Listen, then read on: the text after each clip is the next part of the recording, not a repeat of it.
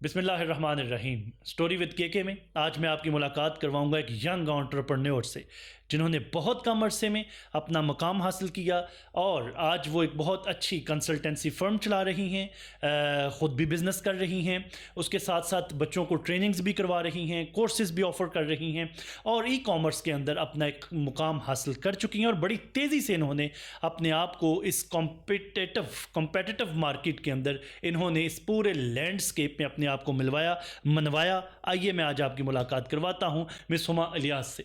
कैसी हैं आप? अल्हम्दुलिल्लाह मैं ठीक हूँ। सबसे पहले तो बहुत शुक्रिया, आपने वक्त दिया। आपका बहुत शुक्रिया। Thank you so much. सबसे पहले तो ये बताइए, इस फील्ड में किधर आ गई हैं आप?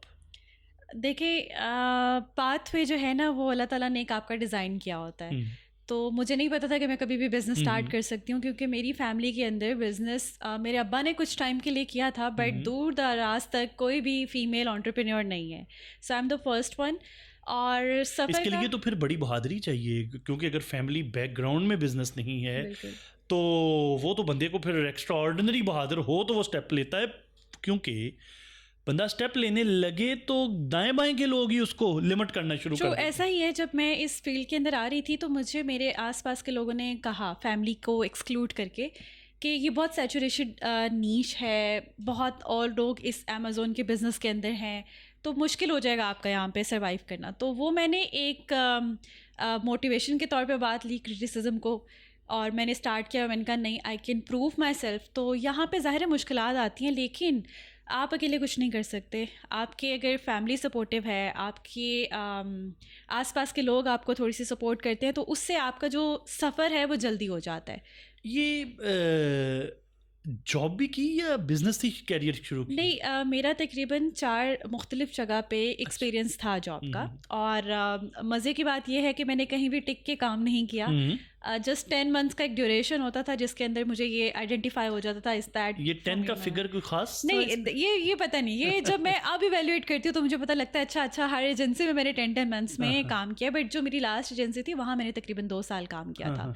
तो वो बस एक लंबा टेन्योर था। सो मुझे डाइवर्सिफाइड एक्सपीरियंस गेन हुआ। उसमें एक इंटरेस्टिंग बात यह है कि जो मेरी पहली जॉब थी वो 50,000 की थी। दूसरी जॉब मेरी 30,000 की थी। Rosie.pk में मोहनिस रहमान साहब के प्रोजेक्ट के अंदर मैं काम करी थी। तीसरी जॉब मेरी थी वो 20,000 की थी। यानी कि माशाल्लाह का ये सफर जो है ये वो बैकवर्ड आ रहा था। Yes, बिल्कुल। एंड आई वाज सरप्राइज्ड कि what's going on with me ना। मतलब by qualification I am economist. तो मुझे लग रहा था कि by qualification you are economist? Yes, economics में मैंने एमफिल किया है। अरे माशाल्लाह। लाहौर से ही, Lahore college for women university से। जी। तो वहाँ से मुझे लग रहा था कि ये ज़्यादती है। लाइक अगर आप एक एमफिल इकोनॉमिक्स करके 20,000 की नौकरी कर रहे हैं, तो ये मुझे जो है ना वो मेरी पढ़ाई पे जो स्पेंड हुआ है ना उसको जस्टिफाई नहीं करता। लेकिन होता है कि मैंने जैसे स्टार्ट में कहा कि एक पाथवे डिज़ाइन हो रहा होता है। ये सब कुछ ना होता तो आज इस कुर्सी पे बैठने के लिए शायद मैं तैयार ही ना होती। यानी मिस हुमा हमें ये कह रही हैं कि थैंक गॉड मेरी पहली तनख्वाह 50,000 थी, थैंक गॉड कि मेरी दूसरी तनख्वाह 30,000 थी, थैंक गॉड कि मेरी तीसरी तनख्वाह 20,000 थी। अगर ये ना होता तो फॉर्चुनेटली आज आप अपना बिजनेस ना करी होती। और जो मेरी लास्ट जॉब थी ना उसमें मैंने पहले 6 महीने फ्री ऑफ कॉस्ट काम किया था, सिर्फ तजर्बा हासिल करने के लिए। फी सबिलिल्लाह। और उसी ऑर्गेनाइजेशन में मेरी सैलरी 2 लाख भी गई। अच्छा, एग्जैक्टली। अच्छा। सो इस सारी प्रोसेस में फिर क्या उन्हें पता लग गया कि इसको 2 लाख देना नहीं चाहिए? मे बी ये रीजन होगी, क्योंकि शायद maybe I don't know. लेकिन नसीब में लिखा होता है, जो भी होता है बेहतर के लिए होता है। तो उसके बाद unfortunately I was not prepare for that, जो कि हुआ इंसिडेंट। एकदम मेरी वो जॉब चली गई, मुझे फायर कर दिया गया। लेकिन ये पहली जॉब थी जहाँ से मुझे निकाला गया, अदरवाइज पहले मैं कोई करिश्मा किया था वहाँ पे? नहीं, ऐसा कुछ भी नहीं था। बस मुझे लगता था कि टाइम उतना था। देखिए, जिस जगह पे आपका रिस्क जितना लिखा होता है ना, आप चाहें या ना चाहें आप उसको आगे पीछे नहीं कर सकते। ये अल्लाह के हाथ में था। तो खैर वो मेरा रिग्रेट शायद 2 मिनट के लिए था कि ये क्यों हुआ, लेकिन उसके बाद आज जो कुछ मुझे मिला है उस पर फिर मुझे ये रिग्रेट। यानी मिस हुमा इलियास 2 लाख से 20,000 पे आने के बाद उन्होंने कहा कि ये क्या बदतमीजी है या ये इतना पढ़ने लिखने का क्या फ़ायदा है, तो अपने बिजनेस का इरादा किया। बिल्कुल, मैंने बिजनेस का इरादा किया। 2 सवाल हैं यहाँ पे, 2 सवाल हैं, ताकि हमारे वो जो यंग एंटरप्रेन्योर्स आपको इसलिए इस वक्त देख रहे हैं उनके बिहाफ पे 2 सवाल। और पर्टिकुलरली जो फीमेल आपको देख रही हैं, पहला, ई कॉमर्स में ही क्यों दिलचस्पी पैदा हुई? एग्जैक्टली। फैमिली का रिएक्शन और फैमिली की सपोर्ट कैसी थी? बड़ी ज़बरदस्त इंटरेस्टिंग क्वेश्चन है। ई कॉमर्स में इंटरेस्ट इसलिए डेवलप हुआ कि कोविड के बाद से जो पूरा सिस्टम था वो चेंज हो रहा था। लोग ऑनलाइन मार्केट की तरफ जा रहे थे। फिर उस टाइम के अंदर अमेज़ॉन का बहुत सारा बूम था, ठीक है, लोग उसको सीखना चाह रहे थे। उससे पहले लोग छुपके कर रहे थे, लेकिन लोगों को पता नहीं था कि इसमें भी पैसे बनते हैं, या फ्रीलांसिंग का कॉन्सेप्ट इतना आम नहीं था। छुपके करके मतलब? छुपके इस तरह से कर रहे थे कि सब अपना अपना काम फ्रीलांसिंग के प्लेटफॉर्म पे कर रहे थे, लेकिन अवेयरनेस नहीं थी, किसी दूसरे को नहीं पता लगता था कि ये क्या कर रहे हैं। सिस्टमाइज्ड वे में काम नहीं हो रहा था। एग्जैक्टली। तो उसमें फिर अवेयरनेस की एक वेव आई, जिसमें हमारे बहुत सारे मेंटोर्स ने इसमें रोल प्ले किया। तो वहाँ से ई कॉमर्स की अवेयरनेस मेरे तक भी आई। तो जब मैंने देखा कि अच्छा ये स्टार्टिंग में मैंने जो ग्रुप ज्वाइन किया था ना, उसमें जब बातें हो रही थी डिमांड सप्लाई एंड ऑब्वियसली मैंने इकोनॉमिक्स में तो पढ़ा हुआ था, लेकिन ये मेरी सब ऊपर से गुजर रही थी कि ये क्या चल रहा है। फिर आहिस्ता आहिस्ता जब आप समझते हैं कि आपके लिए मतलब सिर्फ और सिर्फ ये 20-30 हज़ार काफ़ी नहीं है, आपने कुछ ज़िंदगी में करना है और थोड़ा जल्दी अचीव करना है, तो फिर मुझे इसमें इंटरेस्ट लेना पड़ा। मैंने पहले सीखी फ्रीलांसिंग। जैसे एक आम बच्चा किसी भी कॉन्फ्रेंस से आता है तो वो बहुत कंफ्यूज होता है कि अब मैंने करना क्या है। तो मैं भी बहुत कंफ्यूज थी क्योंकि मेरे पास डायरेक्शन नहीं थी। अब उसमें मैंने पहले फ्रीलांसिंग सीखी डिजिटल डिजी स्किल के प्लेटफॉर्म से फ्री ऑफ कॉस्ट। अब मैंने आइडेंटिफाई करना था फ्रीलांसिंग तो सीख ली, अब स्किल कौन सी होगी जो मैं सेल करूँगी, कैसे पैसे बनेंगे। तो फिर उसमें मुझे बिजनेस, अमेजोन, ई कॉमर्स, चूँकि इसका आगे बूम आने वाला था और लोग सब इसी की तरफ जा रहे थे। ये कैसे सेंसिटाइज किया, ये कैसे विजुअलाइज किया, गेज किया कि आगे अगली दुनिया इसी की दुनिया है? जब मैं फ्रीलांसिंग की क्लासेस ले रही थी ना, तो उसमें सर हिशाम सरवर ने इस तरफ बहुत सारी रोशनी डाली कि आइंदा आने वाला जो दौर है वो डिजिटलाइजेशन की तरफ है। और कोविड में हमने चीज़ों को बदलते हुए देखा, शिफ्ट होते हुए देखा। फूड पांडा, उबर, करीम, ये सारे बहुत ज़्यादा एक्सपैंड कर गए थे। तो उसमें ये मुझे समझ आ गई थी कि आगे ई कॉमर्स का दौर है, तो वहाँ से फिर उसको स्टार्ट कर लिया। एंड आपका सेकेंड क्वेश्चन ये था कि फैमिली सपोर्ट। तो जब मैं आम बच्चियों की तरह बैठ के मोबाइल से नोट्स बनाती थी ना, तो मेरे आसपास जो मेरे अब्बा या मेरे बहन भैया वो मजाक उड़ाते थे थोड़ा सा कि ये हवाई रोज़ी है, ऐसे कुछ नहीं होना, कुछ मतलब लोग ऑनलाइन पे ट्रस्ट नहीं करते। आज भी कहा जाता है, लोग ऑनलाइन पे ट्रस्ट नहीं करते थे। तो उस वक्त मुझे था, मैं डिटर्मिन थी, मोटिवेटेड थी कि नहीं कुछ करना है। और मुझे नहीं लगता कि शायद मेरी प्लानिंग थी, ये अल्लाह की प्लानिंग थी। अल्लाह इज़ द बेस्ट प्लानर। तो वो सारी चीज़ें मेरे हक में बनती गई। और फैमिली ने जब, अब मैंने चूँकि अपनी कंपनी स्टार्ट किया, तो माशाल्लाह आप सब जो है अप्रिशिएट भी करते हैं, सपोर्ट भी करते हैं। तो ये चीज़ें आपकी डिटर्मिन होनी चाहिए। किसी ने नहीं ना, कंपनी शुरू करो, लड़की हो, क्या कर लोगी, वगैरह वगैरह वगैरह, वो जो हमारे यहाँ पे वो फैमिली ने नहीं डराया, लेकिन आसपास के जो उस फील्ड में लोग काम कर रहे थे ना, उन्होंने कहा कि अब इसमें मज़ा नहीं है, अब इसके अंदर पोटेंशियल नहीं है, अब इसके अंदर सैचुरेशन बहुत है। और एंड उस वक्त जब वो आपको ये कह रहे थे, खुद वो कर भी रहे थे और मुझे जॉब ऑफर कर रहे थे कि आप मेरे पास आके जॉब कर लें। तो मैंने कहा मैं तो अब डिसीजन ले चुकी हूँ। इसमें मैं ये चीज़ ऐड करना चाहती हूँ, जो लास्ट एजेंसी थी ना, उसको मैंने स्टार्टअप के तौर पे स्टार्ट किया था। लाइक उसमें बिजनेस का नाम से लेके बिजनेस चलाना कैसे है और उसको पूरा कैसे मेंटेन करना है, वो सारा काम मैं वहाँ कर चुकी थी। तो अब मुझे अपना सिस्टम स्टार्ट करने के लिए वो एफर्ट्स नहीं चाहिए थी, क्योंकि वो मैंने लर्निंग हो गई थी। तो फिर ये थोड़ा सा किक स्टार्ट अच्छा मिल गया मुझे अपने बिजनेस। अच्छा, सबसे पहले तो हमारे व्यूअर्स को ये बताइए, ई कॉमर्स में और डिजिटल मार्केटिंग में फ़र्क क्या है? ये दोनों पैरेलल हैं। ये बिल्कुल इस तरह है जैसे डायबिटिक पेशेंट के लिए इंसुलिन ज़रूरी है, ठीक है। अब अगर आपने एग्जैक्टली क्योंकि जब आपने ई कॉमर्स करना है ना, तो आपको डिजिटल मार्केटिंग करनी है। जो दिखता है वो बिकता है। आप कोई प्रोडक्ट लॉन्च कर रहे हैं, नो वन नोज दैट कि आप उसको ऑन करते हैं या आप उसको बेचने का इरादा रखते हैं। जब तक कि आप अवेयरनेस नहीं करेंगे, जब तक कि आप उस पर ऐड नहीं चलाएंगे, जब तक कि आप उसको कंपैरिजन के अंदर नहीं लेके आएंगे, तो नो वन नोज दैट। तो डिजिटल मार्केटिंग इस वक्त आपकी बैकबोन है हर बिजनेस के लिए। आपको जैसे पता है कि बहुत सारे लोग पहले जो है वो ऑन फील्ड बिजनेस कर रहे थे और उनकी कहीं पे भी ऑनलाइन प्रेजेंस नहीं थी। अब सारे बिजनेसेस ऑनलाइन प्रेजेंस भी रख रहे हैं। उनके हाफ कस्टमर आपके, बल्कि मोर देन हाफ कस्टमर आपके ऑनलाइन आते हैं और फिजिकली जो है वो कम कस्टमर आते हैं। तो ये पूरा एक चेंज आ गया है हमारी इंडस्ट्री के अंदर। तो इसलिए डिजिटलाइजेशन बहुत बहुत ज़रूरी है और आगे आने वाले दौर भी इसी का है। ई कॉमर्स, जो शख्स ई कॉमर्स में है, डिजिटल मार्केटिंग उसकी मजबूरी है, उसको सीखना पड़ेगा। सीखना पड़ेगा या ऐसा बंदा अपने साथ मिलाना पड़ेगा जो इसके अंदर एक्सपर्ट है, क्योंकि सारे काम आप खुद नहीं कर सकते ना। अगर आप बिजनेस चला रहे हैं, आप अच्छे बिजनेस डेवलपर हैं, तो मे बी आप अच्छे एडवर्टाइज़र ना हो, तो ये आपको टीम वर्क ज़रूरी होती है। इसके अंदर हम सारी फील्ड्स इंटरकनेक्टेड हैं एक दूसरे से। ओके, उसके बगैर नहीं है। अच्छा, ये बताइए कि हम इस तरह के थंबनेल देखते हैं कि ई कॉमर्स से लाखों कमाएं, 1 लाख महीना कमाएं, 70,000 महीना कमाएं, वगैरह वगैरह वगैरह। ये इस तरह के सारे थंबनेल्स और इस तरह की सारी बातें जो हम अपने दाएं बाएं सुनते हैं, क्या रियलिटी में भी ऐसा है या ये सिर्फ अट्रैक्ट करने के लिए इस तरह के जुमले और लफ्ज़ और थंबनेल्स इस्तेमाल किए जाते हैं? मेरे ख्याल से ये हम अपनी आवाम के साथ और स्पेशली नौजवानों के साथ गलत करते हैं इस तरह के थंबनेल्स बना के। देखिए, जो भी सक्सेस है ना, वो ओवरनाइट कभी भी नहीं हो सकती। अगर मैं आपको अभी अपना जर्नी इतना स्मूथ बता रही हूँ ना, तो इसमें 7 to 8 ईयर्स लगे हैं, ठीक है। ऑल्दो 8 मुझे साल लगे हैं ओवरऑल देखें, जब से मैंने जॉब स्टार्ट की, ठीक है, एजुकेशन के बाद मैंने जॉब स्टार्ट की, डिफरेंट जॉब्स का एक्सपीरियंस करने के बाद मैं आज 2 साल से एक एजेंसी की ऑनर हूँ।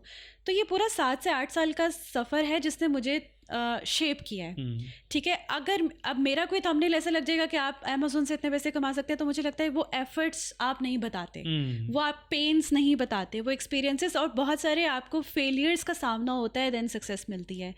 तो ओवरनाइट पैसे नहीं बनते। कुछ फील्ड्स ऐसी हैं जिसमें ड्रॉप शिपिंग का वर्ड आ जाता है, उसमें आप जल्दी पैसे बना लेते हैं, लेकिन वो उतनी जल्दी लग भी जाते हैं। तो लेकिन अगर आप प्राइवेट लेवल का बिजनेस कर रहे हैं, लाइक अपना ब्रांड बना रहे हैं, तो उसमें टाइम लगता है और फिर टाइम के साथ आपको उसके बेनिफिट्स मिलते हैं। यानी ये इतना आसान, इतना स्मूथ के जनाब महीने में 90,000 कमाएं, महीने में 1 लाख कमाएं, ये सारी कहानी है, ये सारा झूठ है? सारा झूठ नहीं है। पैसे बनते अच्छे हैं जब आप डॉलर्स में, फॉरेन करेंसीज में बनाते हैं, आप कन्वर्जन अच्छा, वैसे आप एक बात बताइए, कितनी देर लगती है स्टार्टअप के बाद ऑन एवरेज लक साथ दे तो ऑन एवरेज कितनी देर लगती है अपने काम को ब्रेक इवन तक लाने के लिए? एग्जैक्टली इसमें हमें थैंक्स टू डिजिटलाइजेशन करना चाहिए। वो ये है कि अगर हम पहले के दौर में देखें, आप बिजनेस टेबल करते थे, आपको सदियां लग जाती थी, 10 साल 20 साल का अरसा लग जाता था। लेकिन ऑनलाइन के अंदर ये जो सक्सेस का टेन्योर है ना, ये लेस दैन 2 इयर्स हो गया है। अगर आप डिटर्मिनेशन के साथ, कंसिस्टेंसी के साथ 2 साल लगातार काम करते हैं ना, आप एक अच्छे स्केल पर आ जाते हैं, ठीक है। और फिर उसमें यही है कि जितना 2 साल मिनिमम चाहिए, मिनिमम 2 साल चाहिए, जिसमें आपकी स्किल सीखने से लेके स्किल का तजर्बा अप्लाई करने तक और क्लाइंट हंटिंग तक का टेन्योर शामिल होता है। और उसके बाद ऑब्वियसली आपकी कंसिस्टेंसी है कि आप जितना काम करेंगे उतना अच्छा अर्न कर सकते हैं। क्लाइंट हंटिंग होती कैसे? क्लाइंट हंटिंग बहुत डिफ़िकल्ट प्रोसेस है। उसके अंदर आपके डिफरेंट प्लेटफॉर्म्स आ जाते हैं, जैसे अपवर्क है, फाइवर है, इसके अलावा लिंक्डइन आजकल एक बहुत बेहतरीन प्लेटफॉर्म है, जहाँ पे अगर आप अपनी इंगेजमेंट करते हैं, अपने आइडियाज़ को शेयर करते हैं, तो वहाँ पे आपको एंटरप्रेन्योर्स ढूंढ रहे होते हैं या आप एंटरप्रेन्योर्स को अप्रोच कर सकते हैं। तो जो क्लाइंट आप बिल्डिंग करते हैं, लीड जनरेशन करते हैं, उसके लिए आपकी ईमेल मार्केटिंग भी आती है। इसके अलावा लिंक्डइन मेरे लिए ज़्यादा सपोर्टिव जो है वो लिंक्डइन है। अच्छा, ये जो कहा जाता है कि विदाउट एनी इन्वेस्टमेंट इतने पैसे कमाएं, पॉसिबल? विदाउट एनी इन्वेस्टमेंट कुछ मॉडल्स हैं जिसमें आप काम कर सकते हैं, जैसे कि ड्रॉप शिपिंग का मॉडल है। उसमें अच्छा, मेरे ख्याल हम इस गुफ्तगू को आगे बढ़ाने से पहले हमें चाहिए कि हम आपसे समझ लें, लेमैन के लिए, एक आम व्यूअर के लिए, कि इसमें हमें डिफरेंस बता दीजिए। ये ड्रॉप शिपिंग क्या है, प्राइवेट लेबल क्या है, होलसेल क्या है? exactly. ये हमें 1 by 1 आप इनका ज़रा डिफरेंस बता दें ताकि हम अच्छे तरह से आपकी बात समझ सकें। श्योर हमारे पास डिफरेंट प्लेटफॉर्म्स हैं इंटरनेशनल, जिसके अंदर वॉलमार्ट है, टिकटॉक शॉप है, अमेज़ॉन है, ईबे है, एटसी है। अब इनके अंदर काम करने के 3 मॉडल्स हैं। 3 मॉडल्स में सबसे पहले आता है कि अगर आपने अपना ब्रांड लॉन्च करना है तो आप उसको कहते हैं प्राइवेट लेबल है। वो आपकी प्रोडक्ट हंटिंग से लेके आपकी ब्रांडिंग, उसको मैनेजमेंट करना, उसके ऊपर एडवर्टिजमेंट करना और उसको स्केल अप करना, पूरा को पूरा आप एक ब्रांड खड़ा कर रहे होते हैं जो कि फ्लिपेबल एसेट होता है, आप उसको कल को बेच सकते हैं, ठीक है, 3x ज़्यादा प्रॉफिट पे। ये आती है ब्रांड बिल्डिंग प्राइवेट लेबल के अंदर। और इसके अंदर जो अरसा दरकार होता है, स्पेशली अमेज़ॉन के ऊपर, वो तकरीबन 1 से 1.5 साल का पेशेंस रिक्वायर्ड होता है। आपको 1-1.5 साल में कोई पैसा नहीं बनता। आपकी ROI स्टार्ट होती है 1.5 साल में। ROI रिटर्न ऑन इन्वेस्टमेंट, ठीक है, यानी आपने जो लगाया हुआ था पैसा वो रिकवर होता है एंड देन आप उसको प्रॉफिट 1.5 साल लगते हैं तकरीबन। और प्राइवेट लेबल में ये है कि मैं अगर अपनी प्रोडक्ट मैन्युफैक्चर करवा के या तैयार करवा के या चाइना से लेकर उसको अपनी लेबलिंग करके अपने ब्रांड के साथ लेबल करके उसको मैं लॉन्च कर रहा हूँ। अब वो एक प्रोडक्ट भी हो सकती है, 2 भी हो सकती है, 3 भी हो सकती है, स्टोर भी बना सकते हैं आप। बिल्कुल। तो जितना आप ज़ाहिर गुड़ डालेंगे उतना मीठा होगा। इसमें इन्वेस्टमेंट ज़्यादा लगती है। ओके, ठीक है।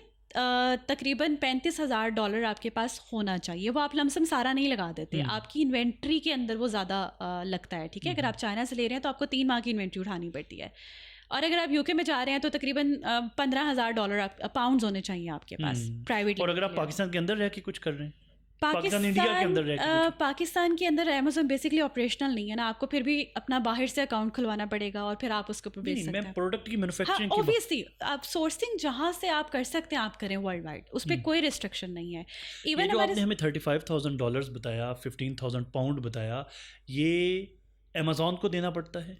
नहीं, इसके अंदर डिफरेंट सेगमेंट्स हैं। वो ज़रा क्लियर कर। जैसे प्रोडक्ट हंटिंग है तो हम उसमें प्रोडक्ट ऐसी ढूंढेंगे कि जो फ्यूचर में चल रही हो। ठीक है। हम उसकी फोरकास्टिंग भी देख लेते हैं।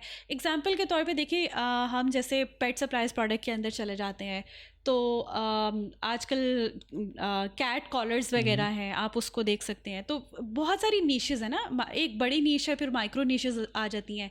तो वो डिपेंड करता है कि आपकी इन्वेस्टमेंट और आप किस तरह का स्टोर बनाना चाहते हैं। तो आप सबसे पहले प्रोडक्ट हंट करते हैं, फिर आपने उसमें एनालाइज करना होता है आपको कितनी इन्वेंट्री चाहिए, अदर सेलर्स कितना बेच रहे हैं, आपके पास कितना स्टॉक होना चाहिए। तो जो स्टॉक होगा वो आपने कहाँ से ख़रीदना है, चाइना से ख़रीदना है या पाकिस्तान से ख़रीदना है, वो इन्वेंट्री की अमाउंट आपने डायरेक्टली सप्लायर को देनी है। ये आपने ऑन एवरेज हमें बताया कि इतने $35,000 अगर आप प्राइवेट लेबलिंग में जा रहे हैं तो आपके पास $35,000 मिनिमम पॉकेट में होना चाहिए। एग्जैक्टली, क्योंकि फिर आपने उसके ऊपर पीपीसी चलानी है, पेपर क्लिक यानी एडवर्टीजमेंट करनी है। तो एडवर्टीजमेंट के अंदर आपने मंथली $2,000 आप मिनिमम जहन में रखें कि आपने इन्वेस्ट करना है। स्टार्टिंग में आपको लगाना पड़ता है, ये ब्लीडिंग फेस होता है। उसके बाद आपकी उसके अंदर आ जाती हैं अमेज़ॉन की डिफरेंट फीसेस आ जाती हैं, रेफरल फीस आ गई, FBA फीस आ गई।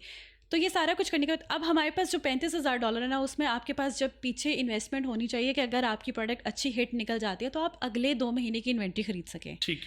ज़्यादातर आपके जो सक्सेसफुल नहीं होते वो कैश फ्लो मेंटेन करने की वजह से नहीं होते, या इन्वेस्टमेंट की शॉर्टेजेस की वजह से होते हैं। तो वो हम अपने क्लाइंट को प्रिपेयर करते हैं कि you should have 35,000 minimum in your hand so you can start the $35,000 भी कह दें। Yes obviously, yes obviously.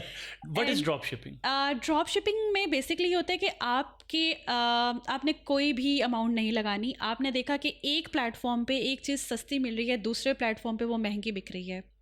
आप एक दरमियान का ब्रिज बन गए, आपने अमेज़ॉन के ऊपर उस प्रोडक्ट को लिस्ट किया, आपके पास बायर आया, उसको नहीं पता कि आप ओरिजिनल ब्रांड है या नहीं है, और आपने वो प्रोडक्ट ईबे से बाय करके उसको डिस्पैच करवा दी। तो हुआ क्या कि आपने अभी वो प्रोडक्ट ख़रीदी नहीं। ठीक है। इसमें 2 तरीके होते हैं ड्रॉप शिपिंग के। एक होता है कि अगर आप इस्लामिक वे में अगर आप करते हैं तो ये चीज़ हलाल नहीं है कि जब तक आप किसी प्रोडक्ट को ऑन नहीं करते आप उसको रीसेल नहीं कर सकते। तो अगर तो आप अपने क्रेडिट कार्ड या कार्ड से पे कर रहे हैं एडवांस में तो ओके, लेकिन अगर आपने कोई अदर वे लगाया हुआ है, ठीक है, तो वो फिर कौन सा लगता है? There are many other ways. So नहीं, अगर अवेयरनेस देंगे तो लोग ये बाकी शुरू कर देंगे, इससे हमें बड़ा नुकसान होता है। नहीं, तो अवेयरनेस इस सेंस में भी तो हो सकती है ना कि ये नहीं करना। लोग पॉजिटिव चीज़ नहीं सुनते हैं, नेगेटिव को ज़्यादा अडॉप्ट करते हैं। बट ऑब्वियसली अदर वे में ये होता है कि इसकी एक टर्मिनोलॉजी होती है कबूतर टेक्निक। होता क्या है कि यस ऑब्वियसली होता क्या है, ये कबूतर टेक्निक क्या है? ये होता क्या है कि आपने कार्ड लगाया वक्ती तौर पे, आपको प्रोडक्ट आ गई, आपके कार्ड में से पैसे निकल गए, आपने साथ ही उस प्लेटफॉर्म को क्लेम कर दिया कि मुझे प्रोडक्ट नहीं मिली, आपको रिफंड आ गया बैक इन पे। तो वो इलीगल वे है जिससे लोग रातों रात अमीर होते हैं और बड़ी बड़ी गाड़ियां लेते हैं, बड़े बड़े घर बनाते हैं। ठीक है, ये है वो बिजनेस जिससे आप, लेकिन ये आपकी आखिरत खराब कर देती है। आखिरत भी खराब होती है, आपका अकाउंट भी जल्दी उड़ सकता है। अमेज़ॉन पे अलाउड ही नहीं है ड्रॉप शिपिंग। ओके, तो ये इलीगल चल रहा होता है। इलीगल चल रहा होता है। ड्रॉप शिपिंग का पूरा मॉडल ही इलीगल है। टू सम एक्सटेंट हर प्लेटफॉर्म के लिए डिफरेंट है। जैसे अभी टिकटॉक शॉप हमें अलाउ कर रहा है कि आप ड्रॉप शिपिंग कर सकते हैं, ठीक है, लेकिन जैसे वॉलमार्ट और अमेज़न चूँकि एक स्टेबल प्लेटफॉर्म्स बन चुके हुए हैं तो वहाँ पे अभी ये चीज़ें रिस्ट्रिक्ट होती हैं, वो रेड जोन के अंदर आ जाते हैं आपके अकाउंट्स। ठीक है, और फिर बहुत सारे और अदर वेज। आप ये कह रहे हैं कि फ़र्ज़ कर लीजिए आपका एक ब्रांड है, आप ये माइक्रोफोन सेल कर रहे हैं, मैंने आपसे ये माइक्रोफोन सस्ता ख़रीदा, आपसे ख़रीद के मैंने ये माजिद साहब को, ये बायर हैं, इनको मैंने सेल कर दी, तो ये एक हलाल वे है कि आपने ख़रीद के बेचा। बिल्कुल ठीक है। और दूसरा ये है कि आप उस प्लेटफॉर्म पे बेच रहे हैं जो आपको अलाउ कर रहा है। ठीक है, दोनों शर्तें पूरी हो गई, यू कैन डू दैट। ठीक है, हम शॉपिफाई पे भी कर रहे हैं। इसमें बस वो जो आपके ऑर्डर्स आएंगे आपने बस इसमें कोई आपको नहीं, इन्वेस्टमेंट नहीं चाहिए आपको बस अपनी वेबसाइट बनानी है। यस, ऑब्वियसली वेबसाइट या अमेज़न का अकाउंट क्रिएट करना है और वहां से लेके और वहां पे इसी तरह शॉपिफाई पे भी यही चल रहा है ना, आप डिफरेंट प्लेटफॉर्म से प्रोडक्ट वहां पे लिस्ट करते हैं, अदर प्लेटफॉर्म से खरीद के भेज देते हैं आपके अपने प्लेटफॉर्म के ऊपर, उसकी सेल। ये होगी ड्रॉप शिपिंग। अच्छा, अब ये होलसेल क्या है कि जो स्टेबल ब्रांड है, जैसे आप एडिडास की बात कर लें, नाइकी की बात कर लें, इसी तरह परफ्यूम्स के बहुत सारे ब्रांड्स हैं, तो वो एक ऑलरेडी स्टेबल ब्रांड्स हैं जो कि डिस्ट्रीब्यूटर्स को अपनी डिस्ट्रीब्यूशंस देते हैं कि आप हमारी प्रोडक्ट रीसेल कर लें। अगर आप उसमें इंटरेस्टेड है कि आप उनकी उसी ब्रांड के साथ मी टू करके स्टिक करके उसकी लिस्टिंग के साथ उसके ऑर्डर्स का शेयर लें और उससे बल्क में बाय करें और उसको रीसेल करें, तो वो होता है आपका होलसेल का। इसमें आपको ब्रांड अप्रूवल की ज़रूरत होती है। फर्ज कर लीजिए आपका हिजाब का ब्रांड है। एग्जैक्टली मैं एक स्टेबल ब्रांड है, एक बड़ा ब्रांड है, एक बड़ा ब्रांड है, मैं आपसे हिजाब खरीदता हूँ। तो आप मुझे फ़र्ज़ करें अगर वो 5,000 का है तो आपसे जब मैं बल्क में उठाता हूँ तो आप मुझे 3500 का दे देते हैं, मैं 3500 का आपसे उठाता हूँ, अपने पास लेके आता हूँ, आप ही के नाम से वो आप सेल कर रहे हैं। तो फिर सवाल में से यहाँ पे ये पैदा हुआ कि वो जो बायर है वो मुझसे क्यों खरीदे, आपसे डायरेक्ट क्यों ना खरीदे? वो इस वक्त उसका एक एल्गोरिथम बना हुआ है कि आप अपनी लिस्ट नहीं कर रहे उसके अंदर, आप ब्रांड की लिस्ट के साथ मीट हुए हैं। अब इसमें क्या होता है कि जैसे एक बड़ा ब्रांड है, उसने 10 लोगों को अलाउ किया हुआ है कि वो अपनी प्रोडक्ट बेच सकते हैं, तो पूरे दिन के 24 घंटों में जो ऐड टू कार्ट की बकेट होती है ना, वो हर सप्लायर के पास जा रही होती है थोड़ी थोड़ी देर के लिए। उस टाइम फ्रेम में आपको जो ऑर्डर आएंगे वो आपने डिलीवर करने हैं, उसका प्रॉफिट आपके पास आएगा। सपोज मैं लाहौर में रहता हूँ, सही, मैं शाह आलम मार्केट गया, शाह आलम मार्केट से मैंने एक प्रोडक्ट उठा ली, कोई भी वो इसकी कॉस्मेटिक्स की हो सकती है, वो ज्वेलरी की हो सकती है, वो मैंने एक प्रोडक्ट उठाई, मैं उसको लेके आया, उसको आके मैंने पैकिंग में, मैंने नाम नहीं चेंज किया, मैंने वही प्रोडक्ट रहने दी। वो हो सकता है पाकिस्तान में इतनी फेमिलियर ना हो, इंडिया में इतनी फेमिलियर ना हो, मैंने उस प्रोडक्ट को ला के मैंने उसे पैक किया अच्छी तरह से, क्राफ्ट पेपर में डाला और मैंने रीसेल कर, वहाँ से मुझे अगर 300 रुपये का वो पीस मिला है, मैंने उसे अगर 1300 रुपये में बेच दिया है, तो ये भी होलसेल मार्केट में आपका वाइट लेबल है, वाइट लेबल है, ये होलसेल नहीं है, ये होलसेल नहीं है। अच्छा, ये होलसेल में और ये वाइट लेबल में जरा डिफरेंस और इनका मैकेनिज्म बता। यस, अब आपने क्या किया, वो प्रोडक्ट अपने पास लेके आए, आपने उसकी पैकेजिंग को चेंज किया, ब्रांड का नेम वही रहने दिया, लेकिन वो आपकी ऑनरशिप के अंदर है, आपने बल्क में बाय कर लिया, अब आप उसको बेच रहे हैं अपने किसी स्टोर पे अपनी लिस्टिंग के साथ, आप ब्रांड के साथ नहीं अटैच हुए। नहीं, मैं ब्रांड के साथ नहीं अटैच, तो ये वाइट लेबल है। जब आप ब्रांड के साथ अटैच हो गए, जब आप ब्रांड के साथ अटैच हो गए, जैसे अमेज़न के ऊपर जिसमें आपको बता रही हूँ कि एक बड़ा ब्रांड है, उसकी लिस्टिंग चल रही है, उस पर आपको एडवर्टीजमेंट भी नहीं करनी। ओके, उसके पास जो ट्रैफिक आ रही है वो बस आप लोगों को डिस्ट्रीब्यूट होके मिलेगी। ओके, तो वो उसकी, और मैं उसका रजिस्टर्ड वेंडर हूँगा। यस, और अमेज़न आपसे इनवॉइस मांगेगा कि आपने वाकई इस ब्रांड से ऑनरशिप ली है या नहीं, यानी इजाजत ली हुई है या नहीं। ओके, तो ये आपको ऑथेंटिकेशन प्रोवाइड करनी पड़ती है। तो ये है बात बताइए, वैसे यहाँ चलते चलते बड़ी क्लैरिटी से आपने अब बल्कि मेरी अपनी कॉन्सेप्चुअल क्लैरिटी आज हुई है। मुझे ये बताइए, एक बंदा जो लो इन्वेस्टमेंट के साथ शुरू करना चाह रहा है, मेल फीमेल, आपकी राय में उससे, अब प्राइवेट लेवल तो महंगा हो गया ना उसके, वो तो उसके वो ऑनेस्टली $35,000 तो एक बिग अमाउंट है, और पाकिस्तान में जब डॉलर वो कन्वर्ट होता है तो वो तो फिर करोड़ों में बात, वो तो हाँ जी, मतलब लो इन्वेस्टमेंट के साथ पाकिस्तान में रहते हुए एक यंग एंटरप्रेन्योर को ड्रॉप शिपिंग, वाइट लेबल और होलसेल में से किस मॉडल पे जाए तो उसको ज़्यादा फायदा है? अगर वो अमेज़न पे ही करना चाहता है ना। अच्छा, एक मिनट के लिए आप अमेज़न से भी बाहर निकलिए, ई कॉमर्स में जर्नल, पाकिस्तान की पॉपुलेशन बहुत बड़ी है, ठीक है, अगर आप लोकल मार्केट का काम करते हैं और यहाँ पे आप अपनी ऑनलाइन शॉप क्रिएट करते हैं, तो इस वक्त आप इस मार्केट में बहुत अच्छे इन हो सकते हैं। अच्छा, ठीक है, पाकिस्तानी वो जो मैं आपसे अभी बात शाह आलम मार्केट वाली कर रहा था, ये आप अपनी ब्रांडिंग करेंगे, जहाँ से भी आप सोर्स कर रहे हैं प्रोडक्ट को, कम पैसों में उठाएं। इवन बहुत सारे ऐसे लोग भी हैं जो आपको एफिलिएट के तौर पे रखते हैं, लाइक आप उनकी प्रोडक्ट सेल करवा सकते हैं डिफरेंट प्लेटफॉर्म्स पे, तो वो भी आपके पास अपॉर्चुनिटी है।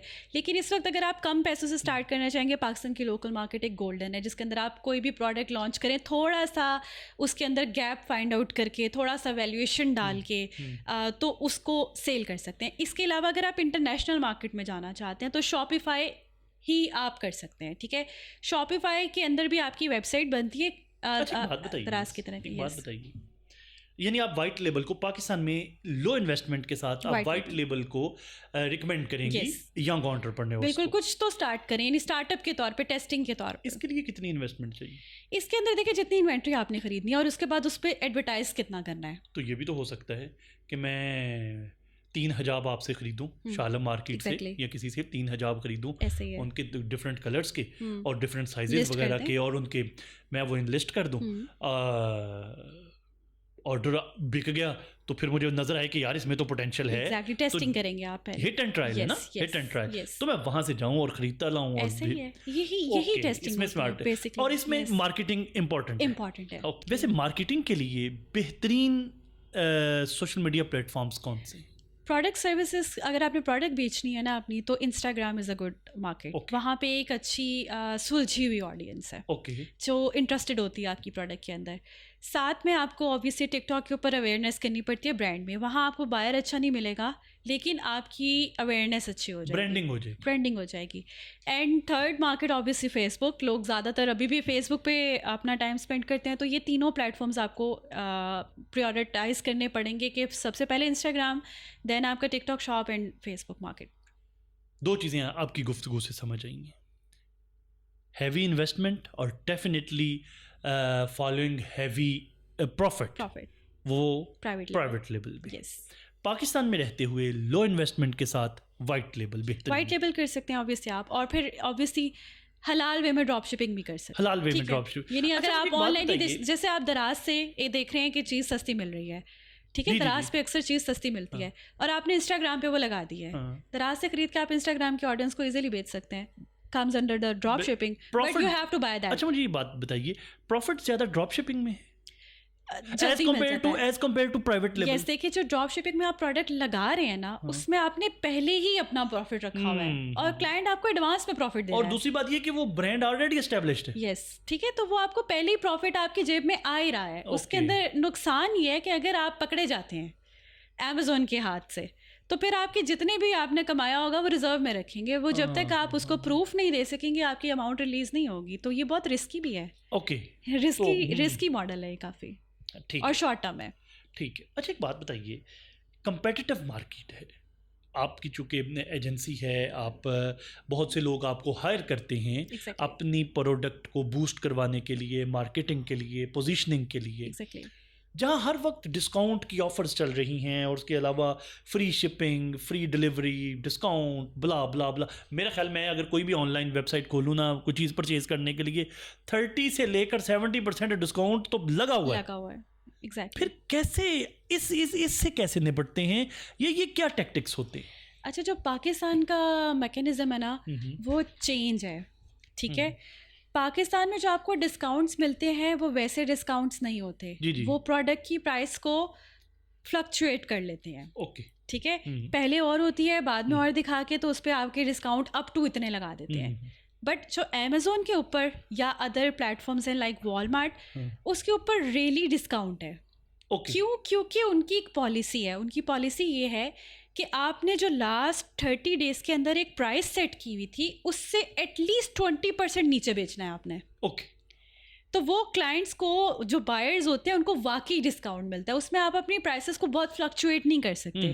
30 डेज के अंदर आपको एक सेम प्राइस फॉलो करनी पड़ती है। सवाल मेरा ये है, अब आप मेरा एक ब्रांड है, मैंने मिस सुमा से कहा कि मैं सुमा इसकी मार्केटिंग करें, तो क्या ये चैलेंज नहीं है कि जहाँ जाएं तो वो सेल और वो इस तरह के सेंटेंसेस और कैची वर्ड्स और सारा, तो ब्रांड पोजीशनिंग में प्रॉब्लम नहीं आती? नहीं, ब्रांड पोजीशनिंग में नहीं प्रॉब्लम आती। क्यों? क्योंकि आपने जो सोर्सिंग की होती है उसके ऊपर आपने एक अपना मार्जिन सेट किया होता है, एटलीस्ट 30 से 40%। ठीक है, उसमें आपके अदर एक्सपेंसेस आ जाते हैं। सबसे पहले आपकी सेलिंग प्राइस क्या होगी, दूसरा आप जिस प्लेटफॉर्म पे बेच रहे हैं वो आपसे क्या चार्ज करेगा उसको बेचने का, तीसरी चीज़ होती है आपने डिलीवरी कैसे करवानी है, चाहे पाकिस्तान है या बाहर है। ठीक है, वो तीनों कॉस्ट आपके पास होती हैं। फिर आपको पता लगती है आपकी सोर्सिंग की कॉस्ट, आपको ये प्रोडक्ट कितने में मिली है।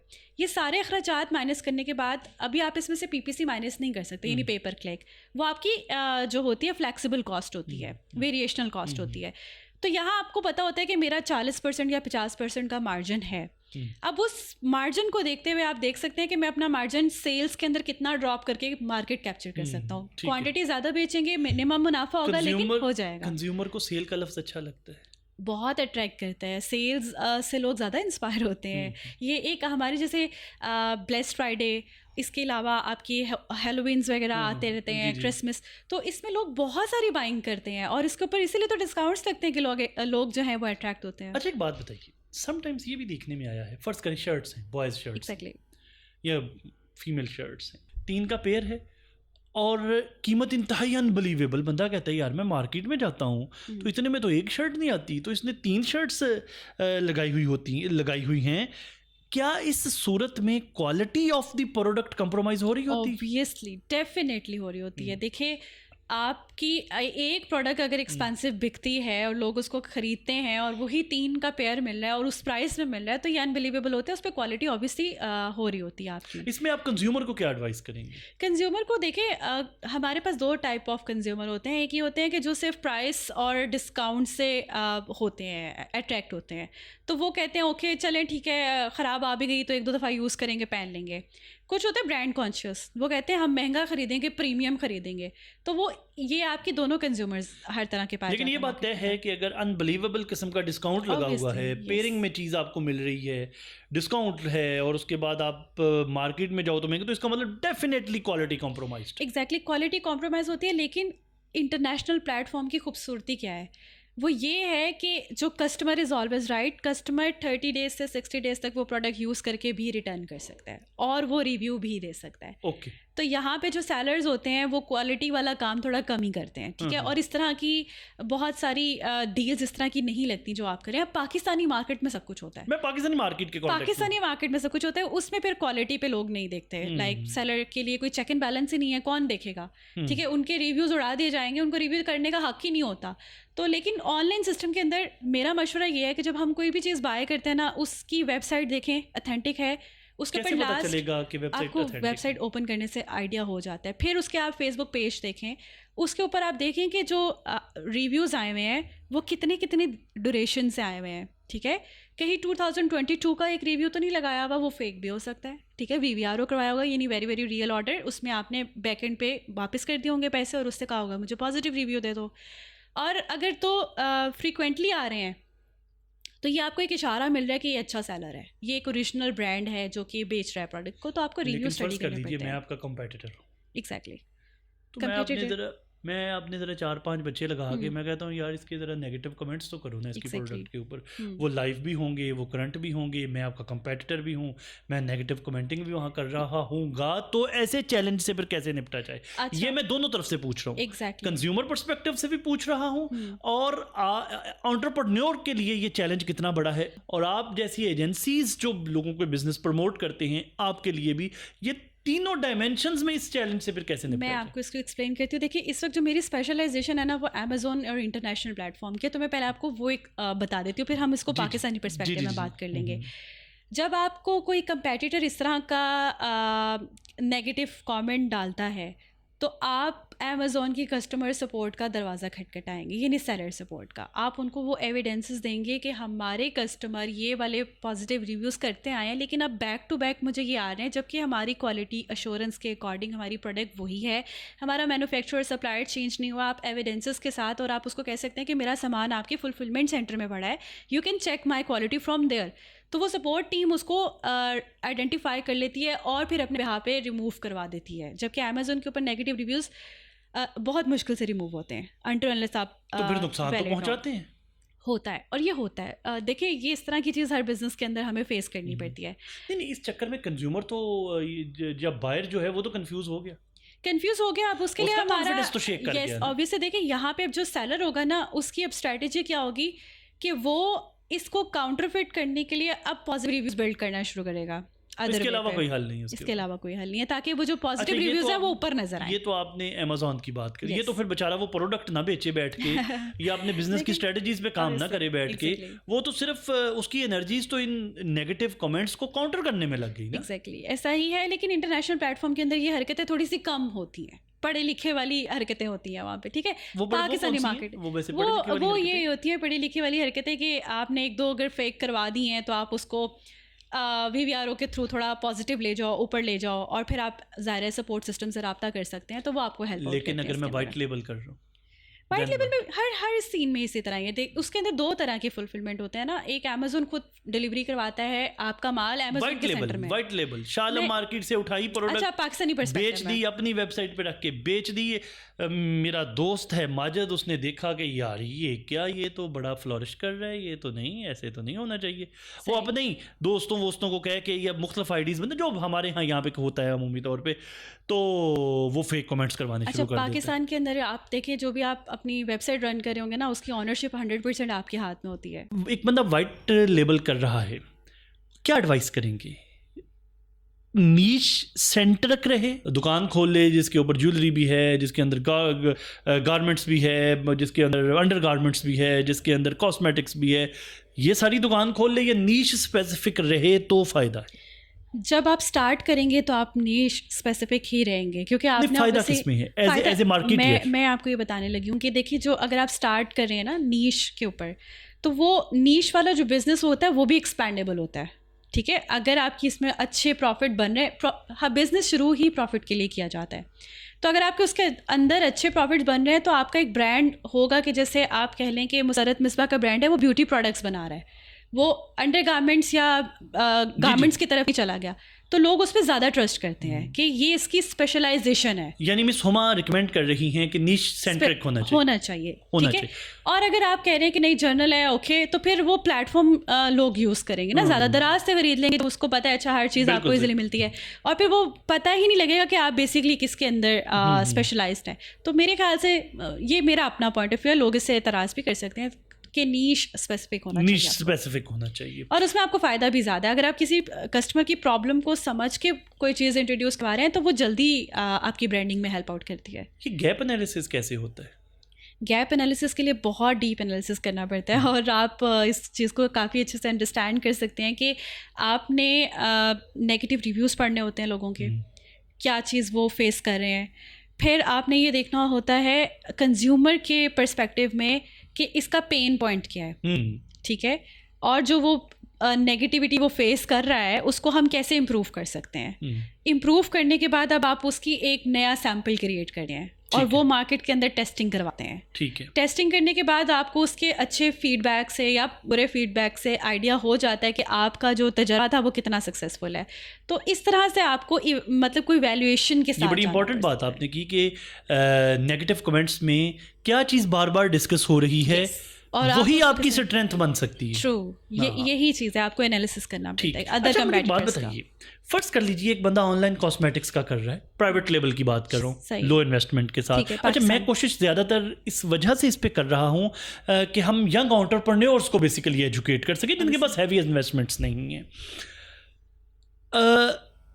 मार्केट से वो चीज़ उठा रहा है, ठीक है, और नेगेटिव कमेंट्स अब वो जाके पढ़े अदर वेबसाइट्स के कंपेटिटर्स आपकी ऑब्वियसली। अच्छा, सिर्फ अब कॉस्मेटिक्स की बात हो रही है, नीश कॉस्मेटिक्स, ओके, आपने कहा नीश सेंट्रिक हो जाए, ऑब्वियसली फाउंडेशन सेंट्रिक हो जाए, आईलाइनर सेंट्रिक हो जाए, ठीक है, लिप ग्लोज सेंट्रिक हो जाए, लिपस्टिक सेंट्रिक हो जाए, स्किन केयर सेंट्रिक हो जाए, या सिर्फ कॉस्मेटिक सेंट्रिक हो, या उससे आगे उसकी सब प्रोडक्ट सेंट्रिक हो जाए।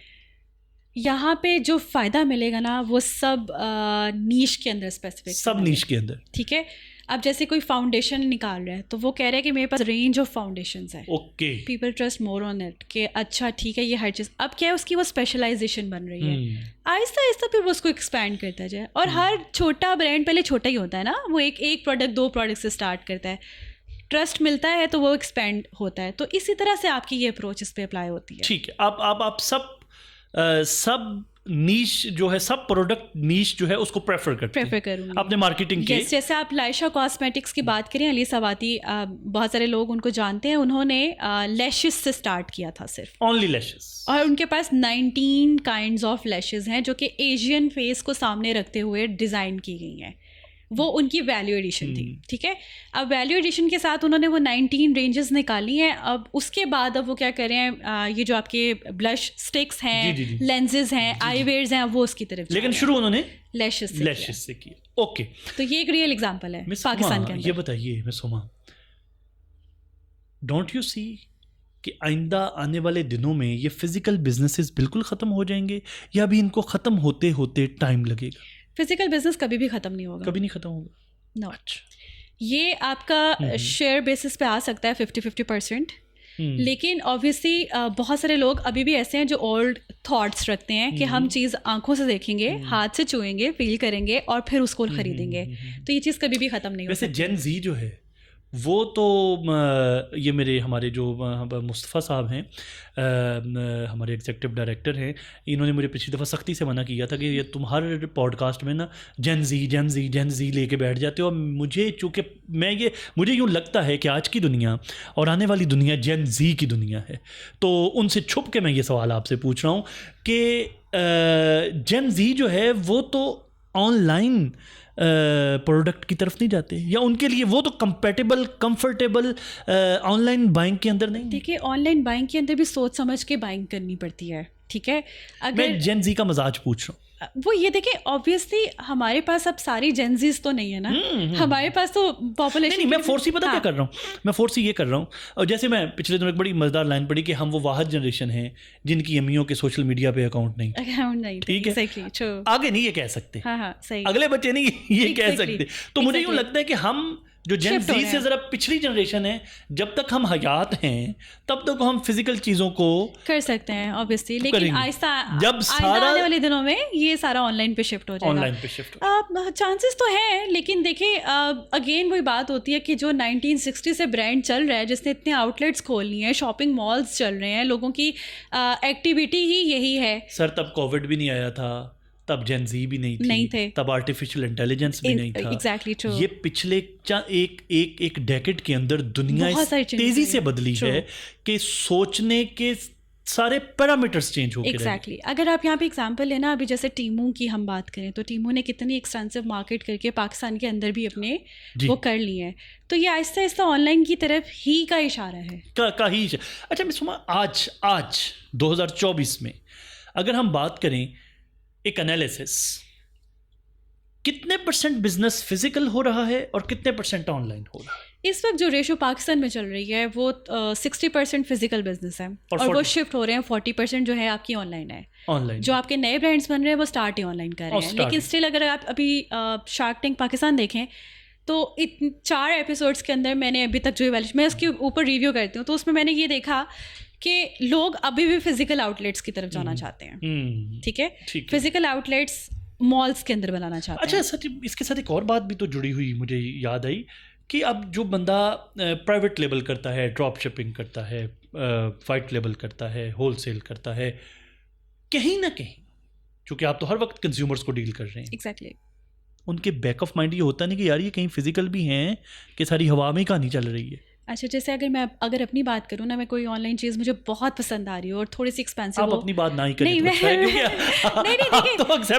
मैं कंज्यूमर के पर्सपेक्टिव में 5,000 रुपये से ऊपर की जो चीज़ मैं खरीदूंगी ना, मैं ऑनलाइन खरीदते हुए डर जाएंगी, ठीक है, कि एक 5,000 एक अमाउंट है। इसमें तो फिर समझने वालों के लिए निशानी भी है क्या कि प्यारे बच्चों जी जो ऑनलाइन स्टार्टअप करना चाह रहे हैं और वो पर्टिकुलरली वाइट लेबल की तरफ जाना चाह रहे हैं, ड्रॉप शिपिंग की जाना चाह रहे हैं, शुरू में ऐसी प्रोडक्ट का इंतखाब कीजिए, हजरात एक ऐलान सुनिए, आप ऐसी प्रोडक्ट का इंतखाब कीजिए जो लेस देन 5,000 हो और वो जनरल पब्लिक खरीद रही हो, हर एक की परचेजिंग पावर में आती हो, ठीक है। ये नहीं अगर आप, और ये मैं समझता हूँ बड़ी इंपॉर्टेंट टिप है इसके अंदर, 1,000-1,500 आप खर्चते हुए कहेंगे कि ओके इट्स ओके, खराब हो भी तो देखी जाएगी। इवन स्टूडेंट में बच्चों अपनी पॉकेट मनी से भी इतने पैसे 2-3-4 हज़ार तक, बल्कि 5,000 तक उनको कोई फर्क नहीं पड़ता। लेकिन ये मैं लोअर मिडिल और मिडिल क्लास के बच्चों की बात, 5,000 से ऊपर की जो प्रोडक्ट खरीदेंगे ना, उसमें आपको स्कैम्स भी तो है ना पाकिस्तान के अंदर, आपको दिखाते कुछ हैं और वो भेजते कुछ हैं, बिल्कुल, ठीक है। अब चूंकि दराज वक्त के साथ साथ स्टेबल हो रहा है, वो अपने अंदर वो पॉलिसीज को ऐड ऑन करके रिस्ट्रिक्ट होता जा रहा है, अब वहाँ पे स्कैम्स कम हो रहे हैं, ठीक है। ठीक है, यानी एक टाइम के अंदर दराज पे ऑनलाइन सेलिंग ही हो रही थी, जो मर्जी उठाता था, लिस्ट करता था, बेच देता था, प्रोडक्ट पहुंचती थी नहीं पहुंचती थी, वो वहाँ पे कोई चेक एंड बैलेंस नहीं था। अब वो एक बाकायदा प्लेटफॉर्म स्टेबल हो गया है। तो इस तरह से जब आप ऑनलाइन भी करते हैं तो अब यहाँ पे लोग अगर स्कैम करेंगे तो उनके ऊपर नेगेटिव रिव्यूज भी आएंगे और वो 2 मिनट में पब्लिक हो जाते हैं, वायरल हो जाते हैं, और लोगों के दे आर द स्कैमर्स जी। और लोगों के बैक ऑफ माइंड ये आपकी फिजिकल प्रेजेंस एक जरूर उनको ना ऑथेंटिकेट करती है, आपको ऑथेंटिकेट करती है। और अगर आपकी प्रोडक्ट 5000 से कम है देन कोई इशू नहीं, लोग इतना बॉदर नहीं करते। एग्जैक्टली और यही चीज़ है। देखिए, मैं भी इस वक्त एक सर्विस प्रोवाइडर हूँ, मैं इस वक्त एजेंसी खोल के बैठी हूँ। लोगों का ट्रस्ट मेरे पे इसलिए भी बनता है कि ये एक एजेंसी चला रही है, भागेगी नहीं। ओके, ठीक है, एग्जैक्टली। इसका कोई फिजिकल इसकी फुटप्रिंट्स हैं, मेरा वर्चुअल ऑफिस बन सकता है, मुझे ये ऑफिस की जरूरत नहीं है, मैं वर्क फ्रॉम होम करवा सकती हूँ, लेकिन मार्केट के ऊपर ट्रस्ट नहीं डेवलप होता। स्टिल लोग ट्रस्ट करते हैं, जो इवन जो आपके थ्रू मार्केट करवाना चाहते हैं उनका भी, और जो मेरी सर्विसेज लेना चाहते हैं उनका भी। एग्जैक्टली। हाँ, तो आपको भी फिजिकल प्रेजेंस की तरफ आना पड़ेगा। यस। बुनियादी कोर गलतियां क्या होती हैं ऑनलाइन बिजनेस करने वाले, स्टार्टअप करने वाले एंटरप्रेन्योर्स की, जहां से वो फेलियर का शिकार हो जाते हैं? वो बुनियादी चंद एक गलतियां क्या हैं जो वो कर बैठते हैं जिसकी वजह से वो मार्केट में अपनी चीज़ सेल नहीं कर पाते? एग्जैक्टली। सबसे पहली चीज़ होती है उनकी प्रोडक्ट की गलत सिलेक्शन। ओके, ठीक है, वो अपने अंदाज से सोचते हैं, कंज्यूमर के अंदाज से नहीं सोचते। इसका मतलब जब भी प्रोडक्ट फाइनल करें कंज्यूमर बने को सोचें। और मैंने हमेशा यही कहा है कि पेन पॉइंट्स पकड़ें। पेन पॉइंट, जो चीज़ अगर पेन पॉइंट मिलता है नेगेटिव रिव्यूज से, और ऑब्वियसली अगर आप खुद को कस्टमर के शूज़ में खड़ा करके देखते हैं कि ये प्रोडक्ट उनको किस तरह से फैसिलिटेट करें, why you are different from others. मुझसे भी अगर कोई काम करवाता है तो वो ये पूछते हैं why you are different from others, दुनिया में इतने सारे बैठे हैं, मैं आपसे क्यों काम करवाऊँ? तो मेरी कोई स्पेशलिटी होगी ना, मेरी कोई वैल्यूज सेट हुई होंगी। तो आपने सबसे पहले प्रोडक्ट सिलेक्शन में जल्दी नहीं करनी, ठीक है, उसको पूरा R&D करें, मार्केट टेस्टिंग करें। R&D करते हुए, चूँकि बड़ी इंपॉर्टेंट बात कर रही हैं, सॉरी मैं बार बार आपको इंटरप्ट कर रहा हूँ, मैं वापस उधर ही आऊँगा। R&D करते हुए किन किन चीज़ों को मद्देनजर रखें? R&D के अंदर यही आपका कि जो प्रोडक्ट है उसकी मैन्युफैक्चरिंग आपने कहाँ से करवानी है, ठीक है, और जो मैन्युफैक्चरर है क्या जो आप उसको पॉइंट बता रहे हैं उसको वो ऑफसेट कर सकता है या उस प्रोडक्ट के अंदर डाल सकता है या नहीं। जैसे अगर मैं किसी को कह दूं कि मुझे बैटरी प्लस वायर दोनों चाहिए, वो बन ही नहीं सकता, वो डिज़ाइन ही ऐसा नहीं है, तो आपका सप्लायर कहेगा मैं नहीं कर सकता। तो आपने सजेस्ट वो करनी है चीज़ जो वाकई एप्लीकेबल होती है। ठीक है। अगेन रिव्यूज़ आपके, किसी के बैड रिव्यूज़ आपके लिए ब्लेसिंग है और आपके बैड रिव्यूज़ आपके लिए कर्स हैं।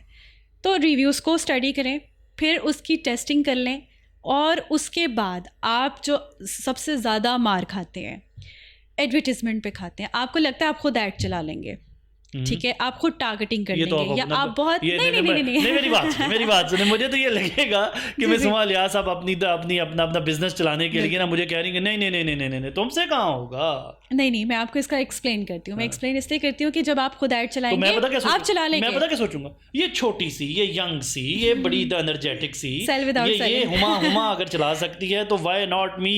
हाँ बिल्कुल, मैं बताती हूँ ना। देखिए, हमने भी चलाए हैं तो 4-5 साल के तजर्बे से सीखा है। आप चलाएंगे तो आप 4-5 साल का तजर्बा करेंगे, तो अगर आप अफोर्ड कर सकते हैं टाइम का तजर्बा तो आप कर लें।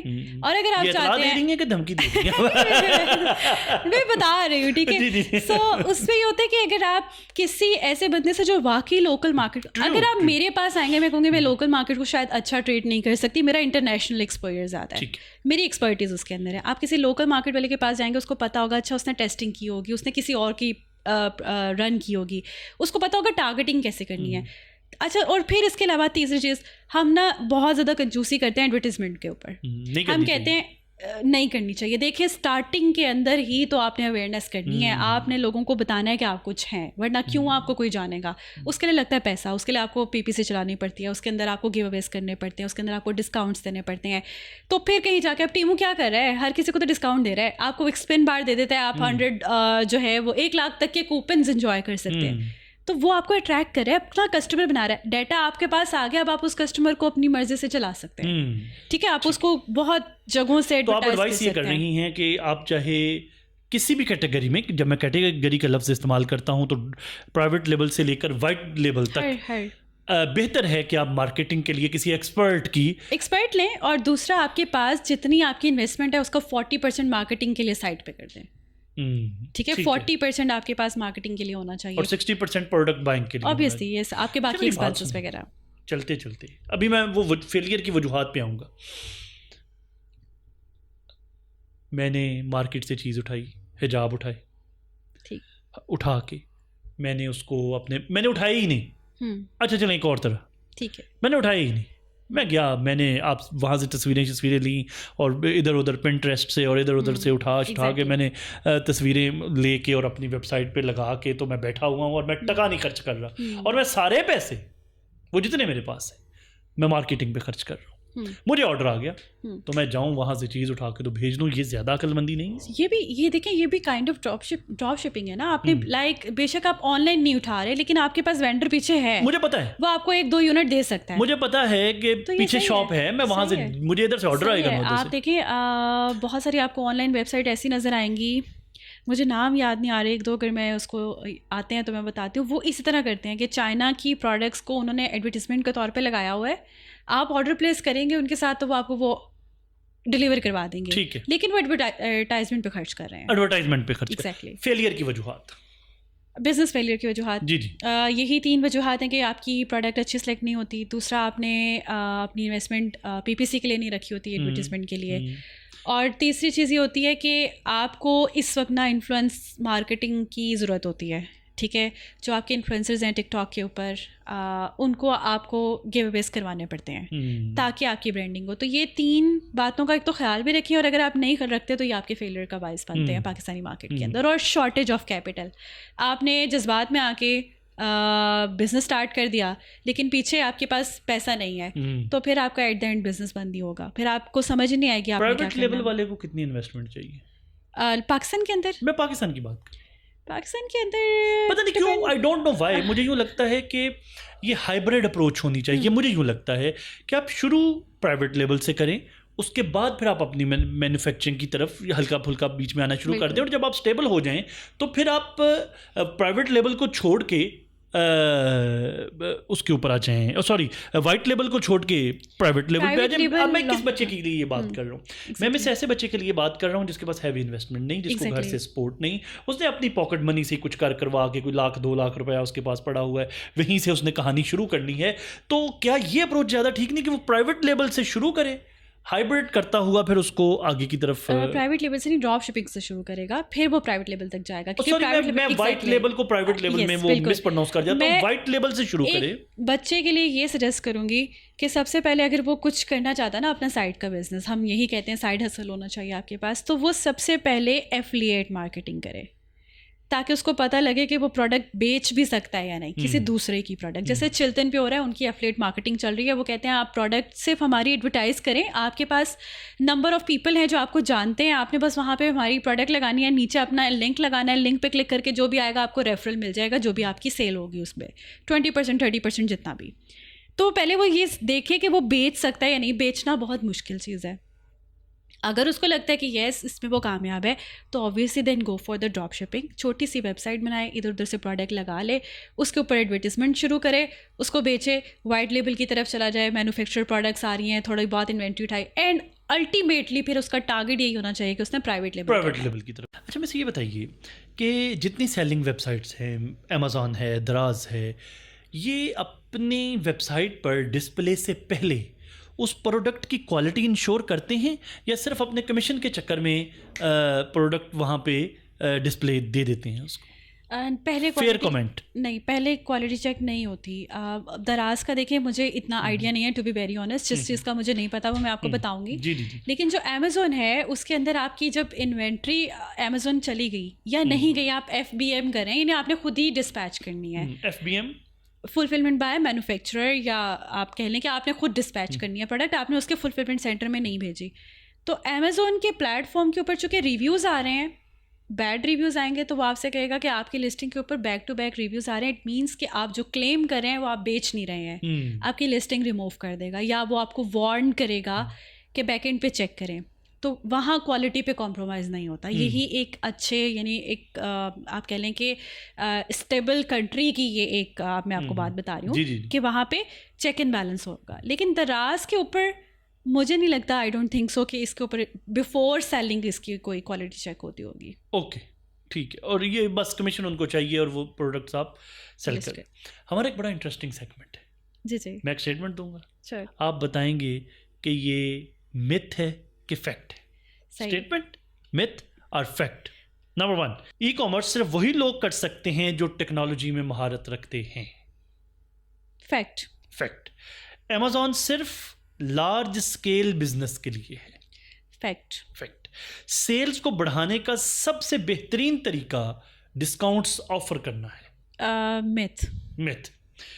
कस्टमर प्रोडक्ट की डिस्क्रिप्शन से ज्यादा ऑनलाइन रिव्यूज पे यकीन करता है। Fact fact.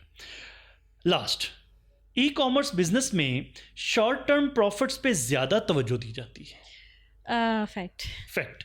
बजाय इसके कि वो long term customer relationship Exactly. की बजाय शॉर्ट टर्म बेनिफिट्स पे ज्यादा तवज्जो दी। ज़्यादातर जाते हैं, इसी के लिए हम अवेयरनेस सेशंस भी करते हैं, टेक इवेंट्स भी करवाते हैं कि हम बता सकें कि ये शॉर्ट टर्म में ना लेके जाएं। इसका आप अपने लिए भी नुकसान करते हैं, अपने क्लाइंट का अगर आप सर्विसेज दे रहे हैं तो भी नुकसान करते हैं। ये बताना बहुत ज़रूरी है कि सस्टेनेबल मॉडल कौन सा है। ठीक है, वक्ती तौर पे अब देखिए क्लाइंट्स भी दो तरह के होते हैं, जो कहते हैं नहीं हमें शॉर्ट टर्म पैसे बनाने हैं एंड एग्जिट करना है, तो उनके लिए drop shipping is a good option और आप वाइट लेवल भी कर लें। लेकिन कुछ कहते हैं नहीं हम सब कुछ एक लंबे टाइम के लिए करना चाहते हैं, लंबे रेस का घोड़ा बनना चाहते हैं, तो उनको फिर आप सजेस्ट करें कि आपको यहाँ पे इन्वेस्ट करना है, तो ये आपको कंसल्टेंसी प्रोवाइड करनी पड़ती है, बताना पड़ता है कि कौन सी मार्केट आपके लिए सूटेबल है। तो यहाँ शॉर्ट टर्म पैसे नहीं बनते। Thank you very much You're welcome. Miss Huma Ilyas, बहुत अच्छा लगा। और मुझे उम्मीद है कि हमारे देखने वालों ने आज बहुत सारी नई चीज़ें लर्न की होंगी। और जैसा कि आप सपोर्ट करती हैं अपनी एजेंसी के थ्रू, तो हमारे आज के पॉडकास्ट से भी बहुत से नौजवानों को और ऐसे यंग एंटरप्रेन्योर्स को जो स्टार्टअप की तरफ जाना चाह रहे हैं, उनको ये इस डिस्कशन से बहुत प्रोडक्टिव चीज़ें देखने को मिली होंगी। Thank you very very much. इसी के साथ मुझे दीजिए इजाज़त, क्योंकि इतनी खूबसूरत, इतनी डिटेल और इतनी एस्टेब्लिश्ड गुफ्तगू हो गई है, तो मेरा नहीं ख्याल कि इसके ऊपर अब मज़ीद किसी वजाहत की, किसी जुमले की ज़रूरत है। बस इसी के साथ मुझे दीजिए इजाज़त। अल्लाह ने के बाद।